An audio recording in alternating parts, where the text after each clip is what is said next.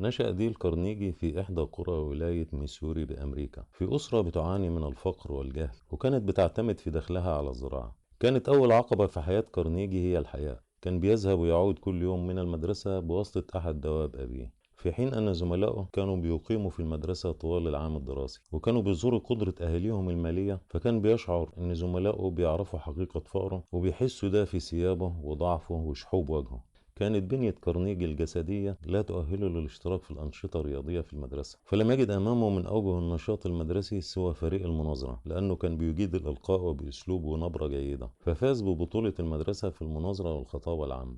فوجئ كارنيجي بعد ذلك بتغير سلوك زملائه نحوه، فبدأوا يتقربوا إليه، وده أذهب الحياء اللي كان عند كارنيجي بعد ما شعر بقوته إنه يقف قدام الجميع ويقول كل شيء بيجول بذهنه من خواطره وأفكاره بأسلوب جيد. بعد ما كمل تعليمه في كلية وارنسبرج، سافر إلى ولاية نبراسكا للبحث عن فرصة عمل. اشتغل في البداية وسيط لأحد مدارس المراسلات، ثم قام ببيع اللحوم المحفوظة لإحدى شركات التعبئة، وبذل في عمله مجهود كبير أهله إنه يكون مدير لأحد فروع الشركة بعد سنتين من عمله. ذهب كارنيجي لنيويورك والتحق بالأكاديمية الأمريكية لفنون التمثيل لدراسة الإلقاء والتمثيل، وفعلا مثل دور الدكتور هاوتلي في مسرحية بتسمى بولي فتاة السيرك، واستمر لمدة 9 شهور في هذا العمل بجانب عمله في بيع الحقائب لإحدى الشركات. لكنه قرر ترك الدراسة في هذه الأكاديمية، وأقنع زميل له في الدراسة وبيشاركوا نفس الغرفة قال له: لا أحسب أنك ستصبح شيئا مذكورا إذا داومت على هذه الدراسة. وزميله ده أصبح فيما بعد الكاتب الروائي المشهور هوارد ليندساي. وكتير ما بيفتكر كارنيجي العبارة اللي قالها لزميله، واعتبرها أول محاولة له للتأثير على شخص آخر. اشتغل بعد ذلك كوسيط لبيع سيارات النقل، لكنه لم يوفق فيها. التحق كارنيجي بجمعية الشبان المسيحية بنيويورك، عمل فيها كمدرس لفن الخطابة العامة، وذلك في عام 1912، ونجح جدا في عمله. ورأى تأثر طلبته والسعادة والنجاح اللي بيوصلوا ليه لما يطبقوا مبادئ اتعلموها، وإنهم بيقدروا يلقوا الكلمات في اجتماعات متعلقة بأعمالهم بكل ثقة وبدون خوف أو رهبة. كانت الطلبة بتدفع نفقات تعليمهم بالتقسيط، ولو ما لقوش نتيجة كانوا هيتوقفوا عن التعليم والدفع. لذلك كان على كارنيجي إن بيحسهم على النجاح ويساعدهم في حل مشاكلهم، ويخلي دروسه محفزة وملهمة عشان يتابعوا الحضور معاه، لأن عمله رفض إن يديه $5 في الليلة كمرتب منتظم، وكان بيعطي له نسبة من الأرباح. ولكن بعد 3 سنوات وصلت نسبته المئوية إلى $30 في الليلة. لما أحس بنجاحه ومدى تأثيره والنتائج اللي وصل لها، قرر إنه ينشئ لنفسه معهد خاص في نيويورك، سماه معهد كارنيجي للخطابة المؤثرة والعلاقات الإنسانية. هذا المعهد كان للجميع، رجال ونساء وشباب وكبار وصغار، ويهدف لتحقيق النجاح والسعادة عن طريق تحسين معاملة الناس والتأثير عليهم. ولقى نجاح وإقبال كبير، لأن أغلب المصالح الحكومية والشركات الكبيرة كانت بترسل موظفيها إلى المعهد ليتدربوا ويحصلوا على أسس ومبادئ تساعدهم في زيادة الإنتاج.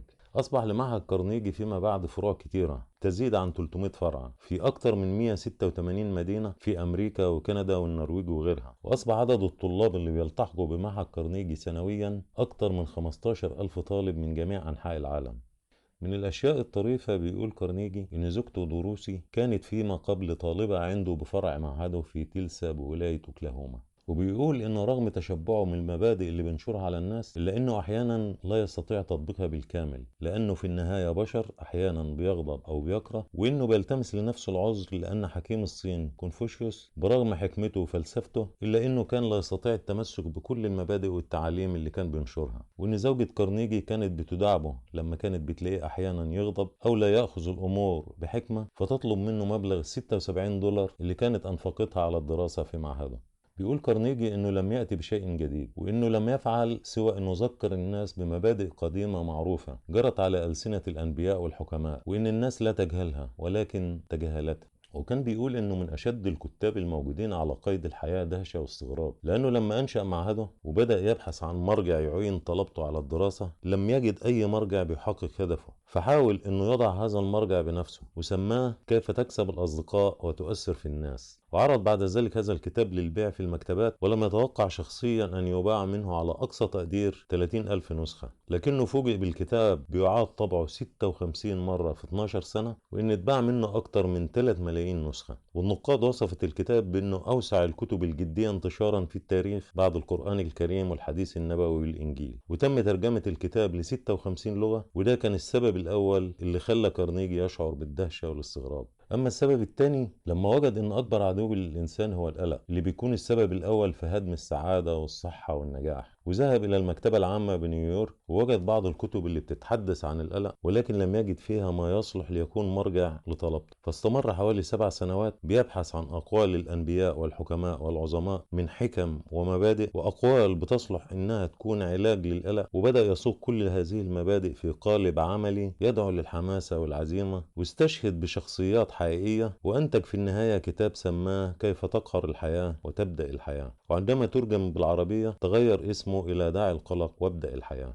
بيقول كارنيجي: كان قرار ترك العمل وعملي كمعلم هو الذي غير مستقبلي كله، وانه قبل تأليف كتاب دع القلق وابدأ الحياة كان بيعطي لطلبته مجموعة من القواعد ازاي يهزم القلق، وطلب منهم انهم يطبقوها في حياتهم. ثم بعد فترة طلب من كل واحد منهم ان يشرح لزملائه كيف كانت تجربته وايه نتيجتها. بيقول: لقد استمعت إلى محاضرات في كيفية هزيمة القلق بقصص واقعية، بالإضافة للي كان بيوصلني عن طريق البريد، وده اللي ساعده في تأليف كتاب دع القلق وابدأ الحياة بقصص واقعية بالأحداث والأسماء وبوصفات مجربة. الكتاب لا يخبرك بأشياء جديدة، ولكن ستجد فيه أشياء كثيرة يتجاهلها الناس، وهو تكرار لحقائق قديمة ومعروفة مع تجسيدها وإبرازها في قصص حقيقية لتحفيزك على تطبيقها. بيقول كارنيجي: دعني أحدثك عن الوصفة السحرية لتبديد القلق. في يوم من الأيام وكنت أتناول الغذاء مع المهندس ويلياس كارير، وهو المهندس الذي أسس صناعة تكييف الهواء كارير، وكنا نتكلم عن القلق. قال لي: عندما كنت شابا كنت أعمل في شركة فورد، وعود إلي ذات يوم بابتكار آلة لتنقية الغاز، وصادفني أثناء عملي بعض الصعاب التي لم أحسب لها حساب، وأصبت بالفشل والقلق وعدم القدرة على النوم. بعد تفكير توصلت أن القلق لن يحل مشكلتي، وتوصلت إلى طريقة من 3 خطوات. الخطوة الأولى: أخذت أحلل الموقف وقدرت أسوأ ما يمكن أن يحدث لي نتيجة فشلي. بالطبع لن أسجن أو أقتل، فأقصى ما يمكن أن يحدث لي هو أن أفقد وظيفتي، وستخسر الشركة مبلغ 20,000 أنفقتها على الآلات، وهذا أسوأ الاحتمالات. الخطوة الثانية: لما تصورت أسوأ ما يمكن أن يحدث لي وطنت نفسي على قبوله، وقلت: حتى لو فصلت فسيمكنني الحصول على وظيفة أخرى، وخسارة الشركة يمكن أن تدخل في ميزانية الأبحاث. عندما حدثت نفسي بذلك حدث لي شيء من الاطمئنان والاسترخاء الذي فقدته لعدة أيام. الخطوة الثالثة: كرست كل وقتي لمحاولة إنقاذ ما يمكن إنقاذه، وفكرت في وسائل يمكن بها أن أقلل الخسائر، وتوصلت أنه لو أنفقنا 5000 أخرى لاستحضار معدات إضافية يمكن أن تحل المشكلة،